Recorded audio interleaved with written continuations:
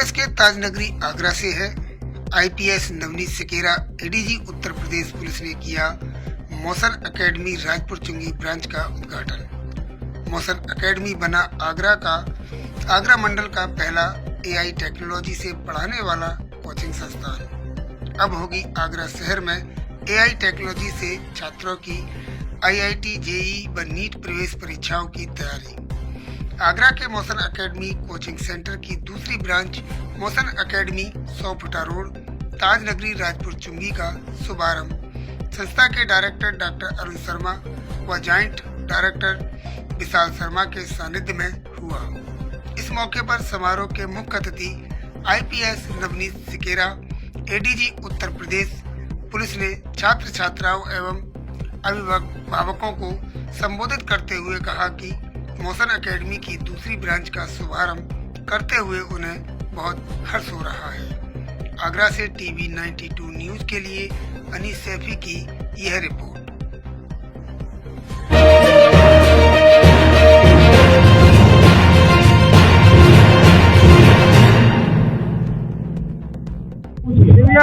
पूछ लीजिए जी, आज आगरा आए हैं, कानून व्यवस्था की अगर बात करें तो उत्तर प्रदेश कैसे चल रही है?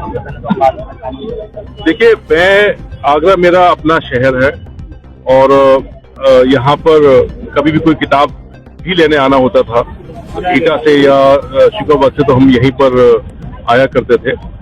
और मोशन एकेडमी जो अरुण ने खोली है उसके लिए अरुण का बहुत बहुत धन्यवाद कि उन्होंने एक सेकंड ब्रांच खोली। यहाँ के बच्चों को उधर जाने में काफी दिक्कत आती थी और ये बहुत उम्दा पढ़ाई कर रहे हैं, क्योंकि मेरे बच्चे ने भी इनके साथ पढ़ाई की थी और वो इस समय डीटीयू में है, सेकेंड ईयर में इंजीनियरिंग कर रहा है।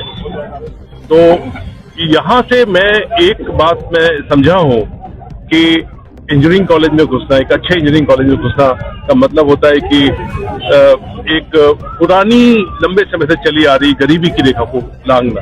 अगर आपका बच्चा यहाँ से एक बार आईआईटी में घुस जाता है तो आपका पूरा परिवार उस रेखा से आगे निकल जाता है। और बहुत सारे पेरेंट्स का ड्रीम होता है किसी तरीके से वहां पर हमारा बच्चा जाए। और ये बात दीगर है कि आईआईटी का जो एग्जाम है वो दुनिया के सबसे मुश्किल एग्जाम में से एक है, ये मैं आपको बता दूं। आईआईटी का एग्जाम ये मत मानिएगा कि हमारे देश का है तो आसान है। आईआईटी का एग्जाम, आईआईटी पेपर देखे तो एमआईटी के लोगों के भी कान में से और धुआं निकल जाता है। तो टफ पेपर होता है, मैं इस बात को कहता हूँ। और मैं ये बात जो मैं फिर से कह रहा हूँ कि आज के युवाओं का जो चैलेंज है हम लोगों के जमाने से कई गुना ज्यादा हो चुका है। और उसका मुख्य कारण ये है कि हम लोगों के समय में डिस्ट्रैक्शन नहीं होता था, बहुत कम डिस्ट्रैक्शन होता था, बल्कि हम लोग वेट करते थे। पूरे सप्ताह में सिर्फ 2 दिन चित्रहार आता था और एक चित्रहार में 4 या 5 गाने आते थे। तो आप देखिए, हम लोग पूरे एक सप्ताह में मुश्किल से 5 या 6 8 गाने देख पाते थे। तो बस उससे हमारा मनोरंजन हो जाता था। उसके बाद आपके पास कोई चॉइस नहीं होती थी, पढ़ना होता था। लेकिन आज की डेट में मनोरंजन हमारे हाथ में है, सोशल मीडिया हमारे हाथ में, फोन हमारे हाथ में है। तो उस आदत से कैसे आप पीछे छुड़ाएंगे, ये बहुत बड़ा चैलेंज है और ये आपके सामने है। और एक बात जो मैं हमेशा कहता हूँ, जिंदगी में जो मुश्किलात हैं वो आनी तो है, बराबर मुश्किल है, सबके हिस्से की मुश्किलें हैं, वो आती हैं। अब ये तय ये करना है युवाओं को, अगर वो आज इनको हल कर लेंगे तो कल वो जब उनका बुढ़ापा आएगा और जवानी के बाद के दिन आएंगे अच्छे से, जब शरीर कमजोर होगा तब वो आसानी से जिंदगी जी पाएंगे। लेकिन अगर आज आपने अपना समय रील्स देखने में बर्बाद किया, सोशल मीडिया में बर्बाद किया, फोकस होकर कोई एक काम नहीं पकड़ा, और मैं आपको फिर से कह रहा हूं कि ये तो खैर बहुत बड़ा एग्जाम है, यहाँ पे जो आते हैं उस पर तो मुझे लगता है कि महादेव की कृपा होती है, वही सिलेक्ट हो पाते हैं इस एग्जाम में। लेकिन बाकी युवाओं के लिए बता रहा हूं, आप कोई सा एक काम अच्छे से करना सीख लीजिए, हुनर कर लीजिए, जिसे कहते हैं एक काम में मास्टरी कर लीजिए, चाहे वो कोई सा काम हो। आपके पास रोजगार चल के आएगा, मैं गारंटी देता हूं इस बात की। कई बार लोग कहते हैं कि साहब रोजगार नहीं है, तो मैं उससे हमेशा पूछता हूं कि कौन सा स्किल सेट है, कौन सा काम है जो आपको आता है, मुझे बताइए।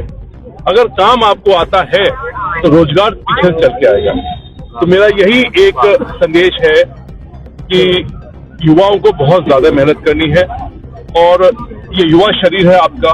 स्वामी विवेकानंद जी कहा करते थे कि युवा में इतनी शक्ति होती है कि हिमालय के सामने दहाड़ दे तो हिमालय को भी झुकना पड़ता है। युवा में वो शक्ति होती है।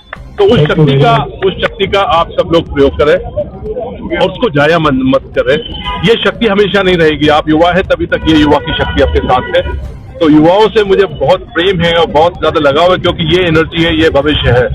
अच्छा भविष्य बनाए, अच्छा समाज बनाए, अच्छे देश का निर्माण करें, यही मेरी शुभकामनाएं आप सभी के लिए।